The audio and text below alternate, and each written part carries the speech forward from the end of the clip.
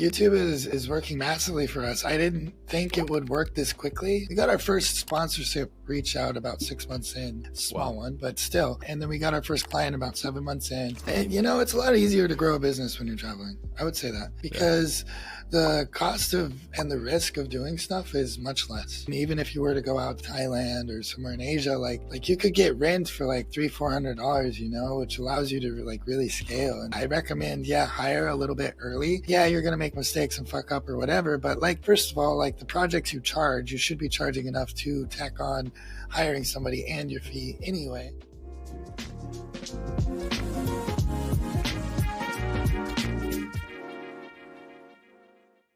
My name's Eric Gordon. I'm the founder and CEO of Parakeet. This is our In the Nest series, our founder series, which is a new podcast that we've just launched. With me today, I have Austin Reed. Austin, thanks so much for joining. We'd love to know. Thank you. Yeah. We'd love to just like really dive in, like learn more about your background and like a little bit more about your founder story and like how you built Horizon Development. Absolutely. So I guess we could say we could start about 10 years ago, a little bit more, over a decade. I started doing drop shipping a long time ago, and I had too many orders, and I wanted to like free up my time, right? So this was before there was all these cool drop shipping programs. It was before drop shipping was cool, right? And so I started getting a little bit into Python, and I automated my fulfillment from Amazon, AliExpress, DHgate, all these different websites, all the tracking and ordering of the orders to go through Python, right? And it was really bad code in hindsight. Like I didn't really know what I was doing, but it worked. That's the thing. And so later on, I showed that to one of my mentors I was working with. He thought it was pretty cool. He wanted me to make something similar for him. So I did. And then I kind of didn't program for a while. And then about like 5 years ago, my friend Mateos, he got robbed. He had all his stuff stolen, and he messages me like, hey, all my shit's stolen. I don't have anything. I need a laptop. I need some things. And I was like, okay, here, how about this? I'm going to try to sell a website, and you're going to program it, and we'll use that to kind of get your money back. And about a week and a half later, I sold this dinky ass WordPress website for like $700. And I should have charged way more. I didn't know, right? But that's kind of how we got it started. So we did one project, and then we did another, and then we did another. And then soon we were like charging a bit more, and then we realized WordPress sucks. So we stopped working with WordPress, and then we started automating some stuff. And then later on, we got like a small team going. Now we're in a place like where we're solid. Whereas when we started, like I remember one month, like me and Mateos were living in the same house. This was a little bit later. We met up to grow the company. I didn't have money for groceries. So I had to call my mom. I was like, hey mom, dude, can you send me like $150-200 so we can like get some food, But now we're not in that position. Now we're doing really well. So it's definitely been a journey. Yeah. Good for you. That's a super cool story. That's awesome. Also really inspiring too.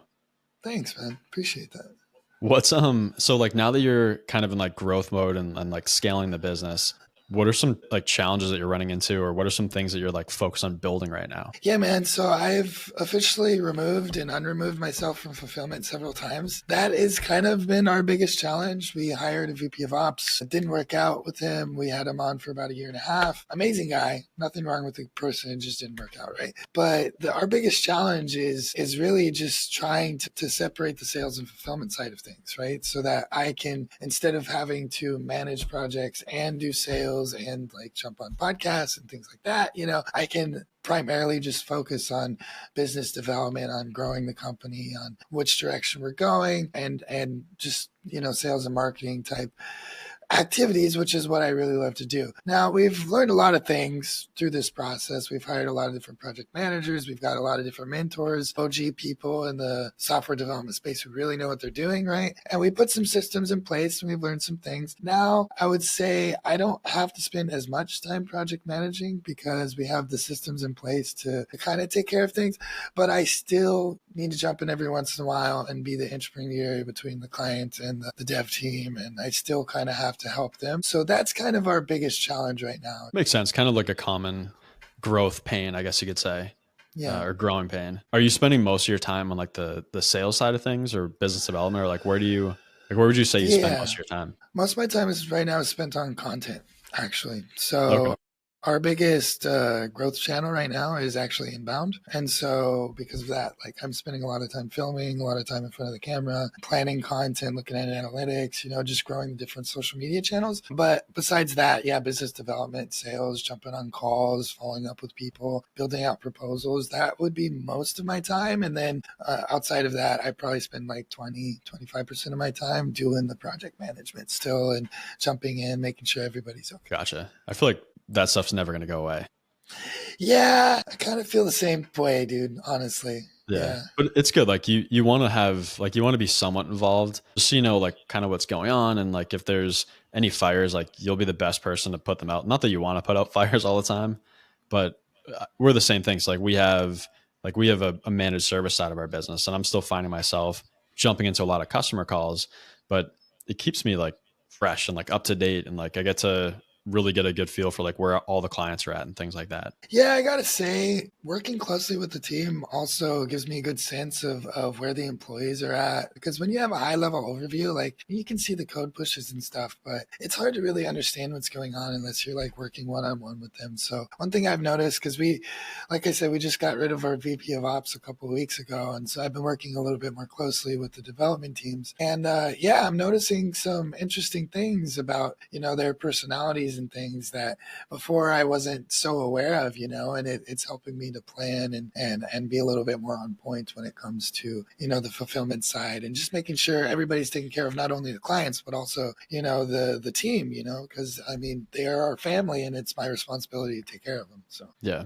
And nothing beats like, I mean, not only just having your finger on the pulse of everybody, but like when you work closer with them, you gain more trust. They trust you more, like you'll trust them and just build a stronger bond and relationship. Yeah, it's super cool. That's awesome. yeah, definitely. No, I completely agree with that. Yeah. So talk to me more about like you're doing lots of content where it sounds like a lot of video or written content, but like where are you pushing it? Like what channels are working best for you? YouTube is working massively for us. I didn't think it would work this quickly. So we're in a position now to where we could we don't need sales. We have really good active MRR clients, but it gives us a chance to kind of restructure and play more of a long-term game instead of a short-term game. Last year in June, July-ish, I got a YouTube mentor and was like, okay, let's build some inbound channels now. And so I pivoted fully to doing that. And then I've stacked on since then LinkedIn, and we're doing a bit of Reddit too. And yeah, mostly making videos for YouTube, not so much shorts, mostly long form, but diving a little bit more deeper into the shorts now that I've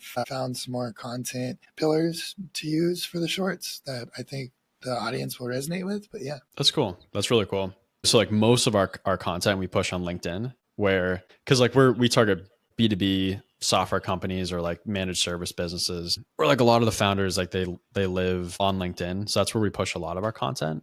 And it's been really like successful for us just because like that's where a lot of people will just stumble across us. But Nice. we're looking more into YouTube for the reason of like if people are researching or trying to find more about a specific topic, then they can find us versus just stumble across us on a feed. Yeah. When I first jumped into YouTube, I had the expectation of like, this is going to be like a 2, 3, maybe 5 year thing. So I need to be committed for that long. And we started seeing early success like pretty quickly. Like we got our first sponsorship reach out about 6 months in, small Wow. one, but still. And then we got our first client about 7 months in off of it. Again, a kind of small job, but now like we're getting like a pretty good email flow, not like huge, like doing direct outreach with like cold email or cold LinkedIn or something, right? But people are warm and they're committed, I mean, there is some like people who aren't qualified, but that's what the qualification form is for, right? So we filter them out. But yeah, like I'm actually really, really surprised about the lead flow. Like we've got I'm declining sponsors all the time. At this point, I don't think it makes sense to really have any sponsors on the channel. But outside of the sponsors, like we're having a pretty decent lead flow, like 2 to 4 meetings a week, but they're like pretty well qualified, which in the software business is like it's pretty good. That's really good. That's awesome. Yeah.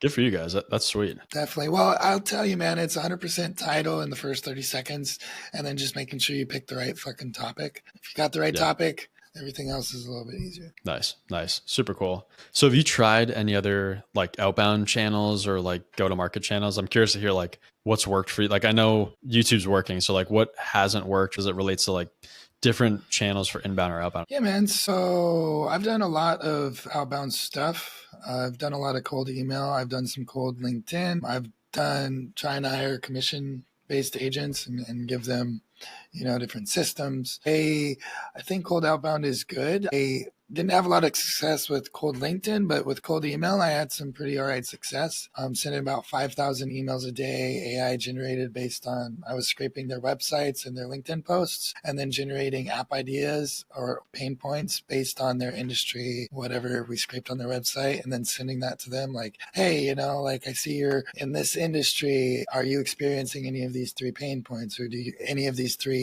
applications, would they help out your business? And so I was doing that like a year and a half ago, before we started the YouTube 2 years ago, right around there. And it was good. I mean, we were getting like between 4 to 7 meetings booked a day off of 5,000 emails, which is pretty Right. decent. But, out of that, not everybody showed up. And then the amount of people who actually had the budget to do it, they always say they have the budget. We did pre-qualification, right? So like we knew they had money, but the people that were actually willing to spend the money was even less. The huge difference with the YouTube inbound is they're so sold before they even hop on the call that I don't need to say anything. They just want to work with me. Whereas before it's like I had to validate their pain points. I had to, delete the objections and go through all this stuff. And we had to do multiple calls. I had to make big project plans. I mean, I still have to do project plans, but I don't have to put the level of detail in now that I did back then. But I would say it's a good channel. The other channels that we've had the most success, Upwork, when we first started, was really huge for us. And I still think you can get some pretty big contracts on Upwork if you know what you're doing. Then word of mouth. Network marketing. So I'm a digital nomad. I travel a lot. I've been traveling for the last 10 years. I go to Bali, go to Malaysia, go to Mexico, just all over the place. So I oftentimes go to co-working spaces, and you'll oftentimes find other business owners in these co-working spaces. So I just get to know them and I help them out. And I also do the same in different communities like sales communities, WhatsApp groups, things like that. And I just have always provided a lot of value and been very helpful because of that. Like when somebody does have a problem, they're like, hey man, like Austin's the guy, like go talk to him. And so we've gotten a lot of business that way, and then referrals on the back end of the clients we've already had. That's super cool. I love your your strategy for like getting to know people in a co-working space. I've worked in a bunch of different co-working spaces, and I've actually like accidentally like converted a few to customers, like not really targeting them, but I never actually looked at it as a way to like try to network more and get to know more of those business owners or more of the companies that are in the co-working space. Definitely, man. Co-working spaces are huge. Events are big. I mean, everybody kind of goes to events, right? Another one is airport lounges. If you go to like certain high traffic airports that have pretty good lounges, like you can meet some pretty interesting people there as well.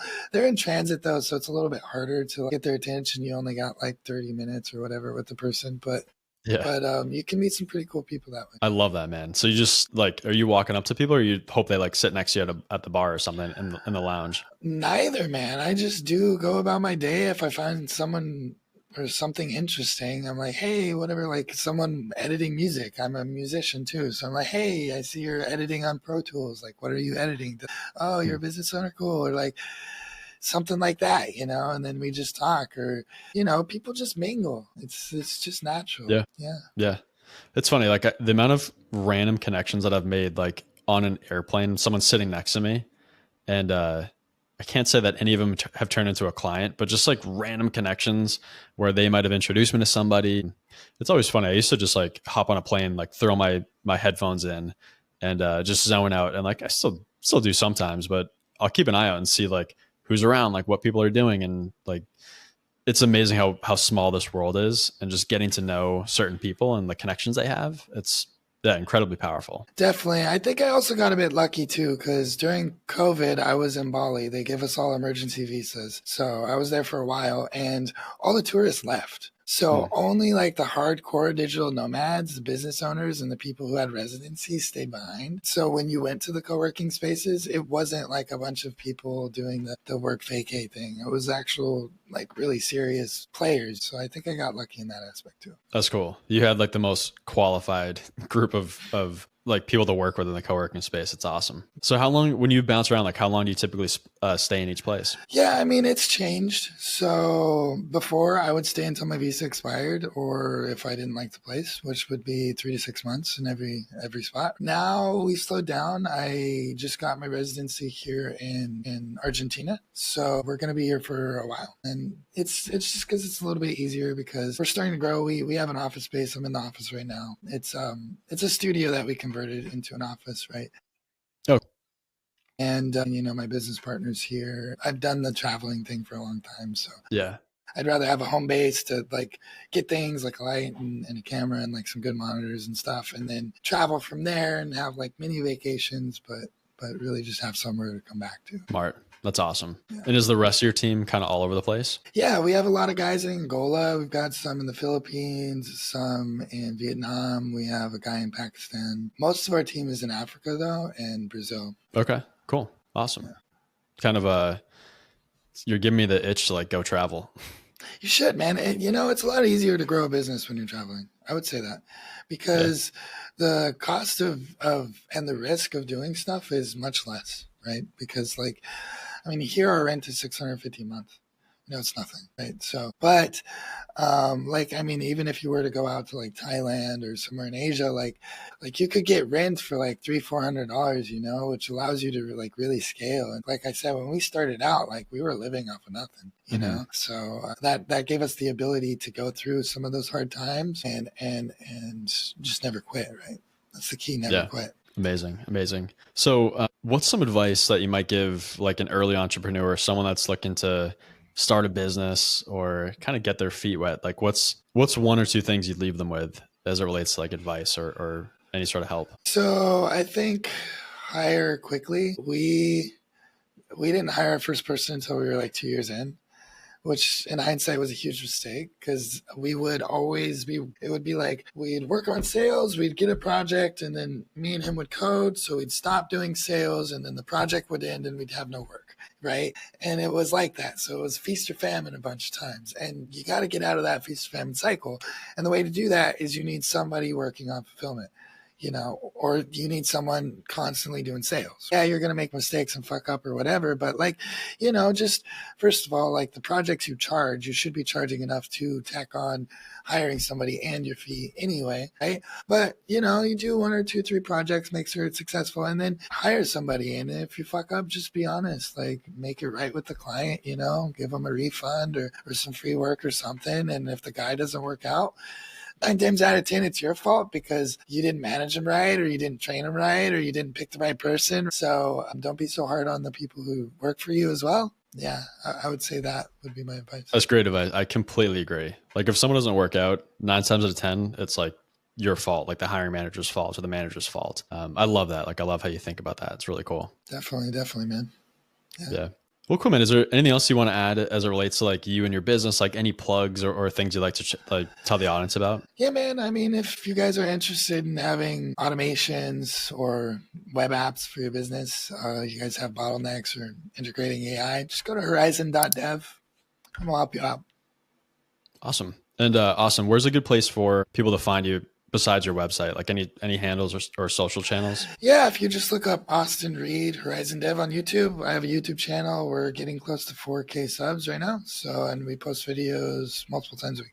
Very cool. Awesome, man. Well, it's great to have you here. I really appreciate your time and great to learn more about you and your business, and excited to kind of follow along and see where you go. Absolutely, Eric. I appreciate you having me.